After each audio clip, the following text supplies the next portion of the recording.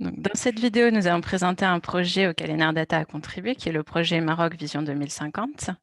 Avec moi aujourd'hui, Richard Marron, qui est le directeur de la 2050 Pathways Platform, qui a financé le projet. Alors, pour commencer, peut-être, Richard, on peut présenter un petit peu la 2050 Pathways Platform et quelles sont ses missions? Oui, donc la 2050 Pathways Platform est une coalition d'intérêts qui a été créée à la COP 22 de la Convention climat autour de l'idée qu'il fallait déployer des stratégies long terme comme convenu à l'article 4.19, c'est un peu détaillé, je m'excuse, de l'accord de Paris. L'idée étant qu'on encourage les pays à se projeter à l'horizon 2050 ou au-delà pour pouvoir travailler sur les implications à court terme de cette ambition de long terme. C'est évidemment un terrain sur lequel très peu d'entre eux s'étaient aventurés à ce moment-là. Il y avait à l'époque, je crois, entre 3 et 6 pays qui avaient soumis leur stratégie long terme à la Convention climat. Et aujourd'hui, en 2021, on en a, je crois, 29. Et on en attend une cinquantaine d'ici la fin de cette année, au moment de la COP26. Donc, on réunit à la fois des institutions financières qui ont un intérêt à soutenir ce type de travaux dans les pays en développement en particulier, mais aussi des think tanks, des consultants, des gens qui travaillent dans ce domaine qui était un domaine relativement vierge au moment où ça a été lancé, puisqu'il ne s'agit pas seulement de faire des scénarios quantifiés, mais il s'agit aussi d'avoir une interaction avec les décideurs politiques et les parties prenantes de l'industrie, de la société civile, pour savoir comment ces stratégies vont se déployer dans les pays où elles sont conçues. Donc, on soutient en fait nos pays membres et puis d'autres pays également en jouant un rôle un petit peu de conseil, mais pas de conseil rémunéré, pour les aider, les guider et aussi les aider à échanger entre pays qui font ce type de travaux, entre officiels, puisque encore une fois, c'est un travail qui n'était pas très courant dans les gouvernements. Donc, on existe maintenant depuis à peu près 4-5 ans. Je peux peut-être en dire 2 mots sur le projet Maroc maintenant, si tu veux bien. Eh ben, volontiers, oui, puisque du coup, on a eu l'occasion de collaborer récemment à ce projet. Donc, si tu pouvais détailler un petit peu les objectifs du projet, quels acteurs y ont contribué, voilà, à quoi ça a abouti. Alors, le Maroc, comme pays membre, s'est tourné vers la plateforme avec un intérêt à élaborer sa stratégie long terme au titre de la Convention climat. On a voulu procéder en 2 phases. Et le Covid n'avait rien à voir avec tout ça, mais il nous semblait que c'était bien de prendre le temps de déployer d'abord ce qu'on appelle, nous, une vision à long terme. Donc, essayer de récupérer le plus possible d'opinions parmi les parties prenantes dans différents secteurs, dans la société civile, différentes parties du gouvernement marocain également, pour voir quelles étaient les attentes en fait à long terme de l'économie marocaine dans son ensemble et quelles sont les interrogations qu'ils ont au sujet d'un développement bas carbone, très bas carbone, voire zéro émission nette, même si ce n'est pas encore du tout entériné au niveau marocain. Mais donc de voir qu'est-ce que ça voulait vraiment dire et essayer de poser les bonnes questions dans un premier temps. Donc cette vision avait besoin d'un support technique et le gouvernement marocain a insisté pour avoir une sorte de référent international pour faire ce travail. Et donc c'est dans ce cadre-là qu'on a sélectionné Enerdata et son partenaire sur les aspects utilisation des sols et forêts, qui est Solagro, avec dans l'idée d'organiser en fait une série d'ateliers sectoriels avec les parties prenantes marocaines et uniquement des parties prenantes marocaines et Enerdata ou Solagro qui faisaient l'animation et une présentation en fait de l'état des lieux sur ces différents secteurs dans d'autres pays.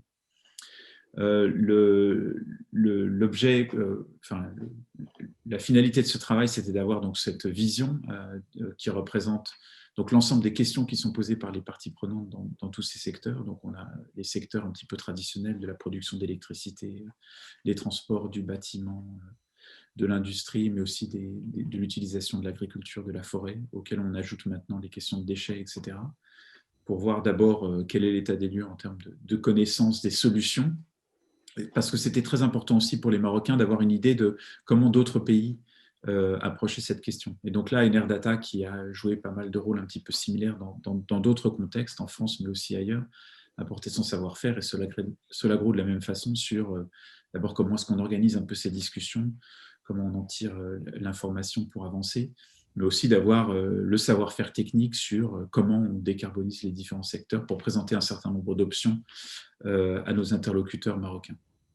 Donc, on a maintenant un document qui s'appelle la vision à long terme, qui sera ou la vision Maroc 2050, qu'on devrait soumettre officiellement à la Convention climat, et qui détaille donc un petit peu l'état de ces discussions et puis les questions que le Maroc se pose pour élaborer la stratégie en tant que telle.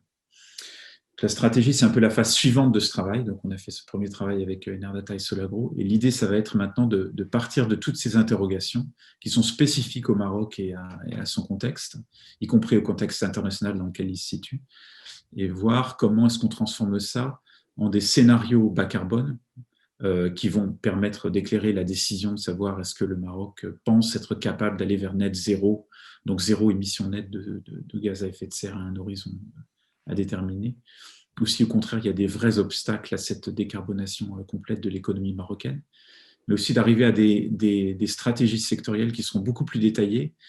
Et le moyen évidemment essentiel pour faire cela, c'est d'avoir des projections quantifiées avec un niveau de détail qui correspond aux interrogations des parties prenantes au Maroc.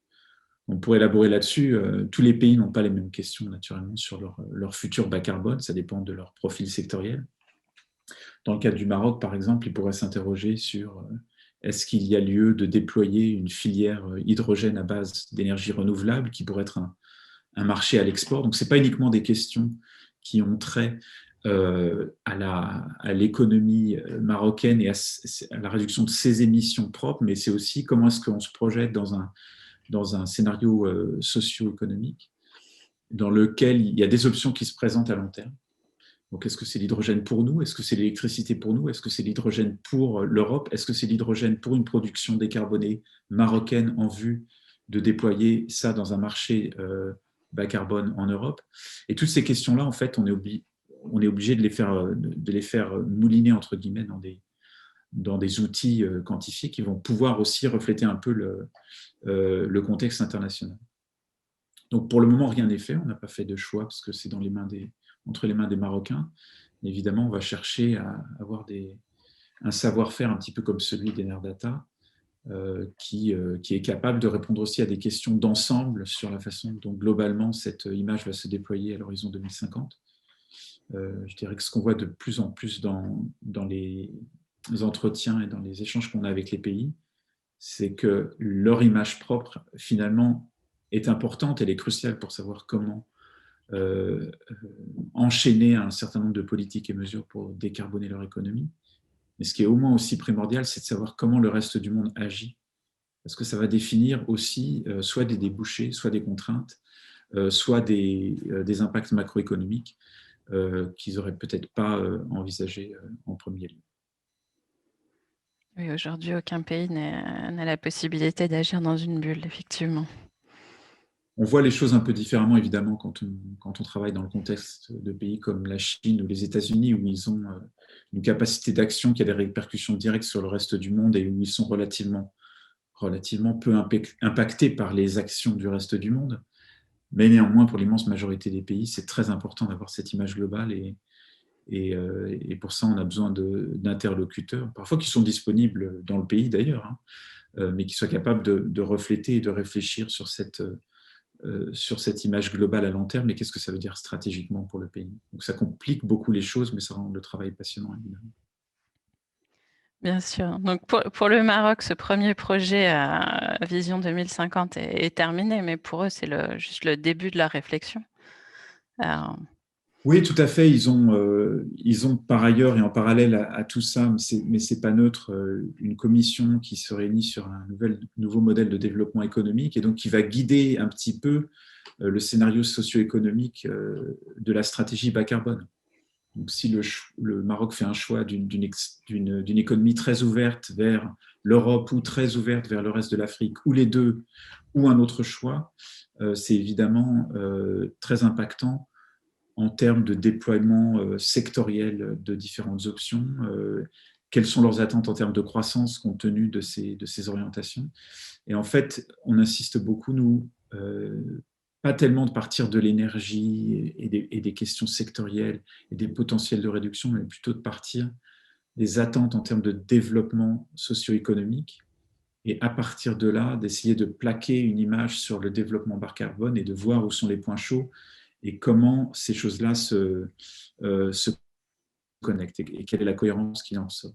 C'est seulement comme ça en fait, qu'on arrive à montrer soit les vrais conflits qui pourraient exister et comment les résoudre, et arriver à des stratégies qui sont robustes. Donc il faut qu'on arrive à faire dialoguer donc, des objectifs politiques de grande ampleur, relativement parfois vagues et pas quantifiés, avec quelque chose de beaucoup plus resserré sur les secteurs, sur la façon dont ils vont croître ou au contraire voir leur activité se réduire dans un modèle bas carbone. Donc, le travail à mener maintenant, ça va être ce travail de quantification dont je parlais avant, avec plus de détails sectoriels, être en mesure de répondre par exemple à des questions de qu'est-ce qui se passe au niveau du développement urbain par rapport au développement rural, comment est-ce que ça se reflète dans les demandes de transport. C'est évidemment pas la même chose d'organiser des transports dans un milieu entièrement urbanisé dans lequel il y a beaucoup d'options qui sont disponibles par rapport à un environnement dans lequel il y a beaucoup de déplacements entre les villes et la campagne, où il va falloir organiser les choses différemment, avec des questions d'infrastructure qui ne sont pas du tout les mêmes. Et ça, on peut décrire cette image-là de manière qualitative, mais ça rencontre vite des limites quand il s'agit ensuite de faire des recommandations en termes de vraies stratégies de décarbonation. Pour ça, on a besoin de travaux quantifiés assez pointus, mais qui soient très en prise dès le départ avec le questionnement du pays lui-même, et pas arriver avec un modèle qu'on va plaquer sur la question en disant « vous avez une question sur l'hydrogène, mais désolé, on n'a pas ça dans le modèle ». Il faut vraiment avoir beaucoup de souplesse là-dessus, ce qui veut dire aussi qu'il faut se donner du temps, et donc pas prétendre qu'on peut boucler ces travaux en 3 mois. Au contraire, c'est en général un travail de longue haleine, dans lequel il y a sans cesse cet aller-retour entre modélisation, décideurs politiques et parties prenantes au niveau local qui vont nous dire quelles sont les hypothèses qu'ils trouvent discutables ou au contraire qu'ils voudraient voir testées dans les travaux. Donc ça demande aussi beaucoup de souplesse et de compréhension de la part des équipes qui font ce travail de modélisation. Donc plus on a des gens qui ont travaillé à l'international et qui ont eu affaire à des contextes différents, plus on est équipé en fait pour répondre de manière adéquate à ces questionnements. Effectivement, un gros travail en perspective. Richard, merci pour cet entretien. On va suivre en tout cas le développement de tout ça avec intérêt, puis on espère pouvoir continuer à contribuer. Avec plaisir. À bientôt. Merci beaucoup.